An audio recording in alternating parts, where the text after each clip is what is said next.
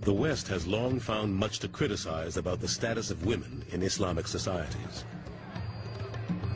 Although laws vary from country to country, within the pages of the Quran at least, a woman's rights are clearly defined.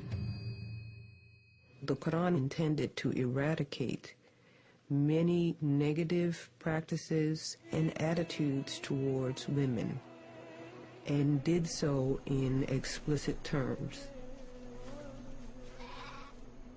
The Quran actually granted women the right to own property, to receive an inheritance, and to have a choice in their own marriage and divorce. The Quran also granted women the right to vote, 1,300 years before Western societies even considered it. I think it's very interesting that a lot of feminists overlook the fact that, in this country in particular, women only got the right to vote in the last 100 years. Still, in some areas of the Islamic world, many women live harshly restricted lives. To the average Westerner, the traditional head covering worn by Muslim women, the hijab, has become a symbol of oppression. I remember particularly walking down the street, and a woman was looking very intently at me, staring very intently, and she came up and she walked directly up to me and she put her hand on my shoulder and she said, "Honey, you're in America now, you don't have to wear that here." To me, the hijab is just 45 inches of material. It's ironic that it has become such a pivotal issue of concern, both within the Muslim community and for non-Muslims.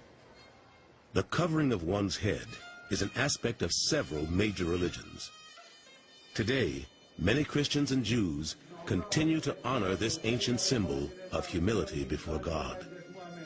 Likewise, some Muslim women choose to wear the hijab only during prayer and other religious occasions.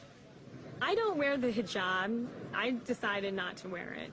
I think modesty is something that comes from the inside out. It's not just about one scarf, one piece of cloth. That doesn't make you a good Muslim. To read it literally, the Quran requires modesty of both women and men. But the specific choice of covering, from the total concealment of the Afghan burqa to the slightly more revealing chador of Iran, reflect cultural preferences, not the edicts of Allah. Islam was never meant to be a religion that oppresses women. It's just turned out that way because of the way it's manipulated by people who are really expressing their own culture that's patriarchal and tribal and is a reflection of what the society was like before Islam came to the world.